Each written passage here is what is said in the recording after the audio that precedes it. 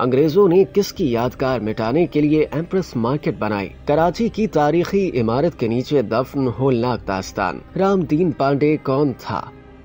کراچی کی empress market ایک تاریخی اہمیت کی حامل عمارت ہے اور تقسیم ہند سے قبل ایمپریس مارکیٹ اور اس سے متصل علاقوں میں 90% آبادی غیر مسلموں کی تھی، جن میں برطانوی راج کے اہلکار اور ان کے اہل خانہ اور ان کے علاوہ گوا، مدراس سے یہاں آ کر بسنے والے انڈین مسیحی، پارسی اور بمبئی کے مراٹھی آباد تھے۔ یہی وجہ ہے کہ آپ کو ایمپریس مارکیٹ کے اطراف میں پارسیوں کی عبادت گاہ، دار مہر، کیتھولک عیسائیوں کے چرچ اور اسکول، پارسیوں کی جانب سے تعمیر کیے گئے پارکس اور ڈسپنسریاں بھی نظر آئیں گی۔ قیام پاکستان سے قبل ایمپریس مارکیٹ میں مقامی لوگوں کا داخلہ ممنوع ہوتا تھا۔ ایمپریس مارکیٹ سے متصل سڑکوں پر وکٹوریا بگیاں چلتی تھیں، جن پر شام کو برطانوی راج کے اہل خانہ سیر سپاٹوں کے لیے سواری کرتے تھے۔ یہ پورا علاقہ نہایت صاف ستھرا ہوا کرتا تھا۔ ابتدائی طور پر 1839 میں ایمپریس مارکیٹ کو کیمپ بازار کہا جاتا تھا۔ مارکیٹ کا نقشہ انجینئر مسٹر جیمز ٹریچر نے تیار کیا تھا۔ 10 نومبر 1884 کو اس عمارت کا سنگ بنیاد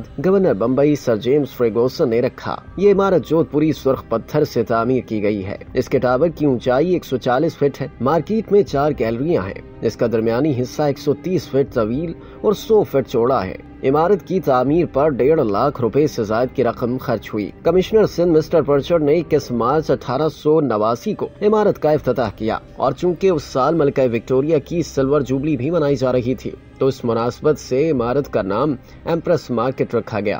تاہم اب آپ یہ جان کر حیران رہ جائیں گے کہ عمارت کی تعمیر کا تعلق 1857 کی جنگ آزادی سے تھا۔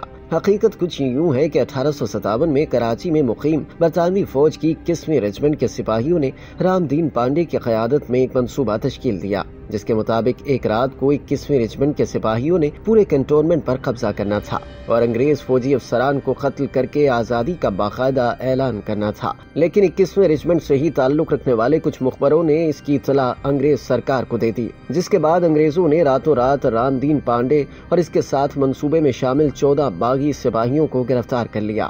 13 اور 14 ستمبر 1857 کی درمیانی شب ان باغیوں کو جنگ آزادی کی حمایت میں حصہ لینے پر ایمپریس مارکیٹ کے مقام پر خالی میدان میں سرعام پھانسی دے دی گئی، جبکہ رام دین پانڈے سمیت دیگر 3 باغیوں کو توپوں کے منہ پر باندھ کر اڑا دیا گیا۔ بعد ازاں ان لاشوں کے ٹکڑے اکٹھے کر کے ایک گڑھے میں پھینک دیے گئے۔ ایمپریس مارکیٹ اسی جگہ پر تعمیر کی گئی تھی۔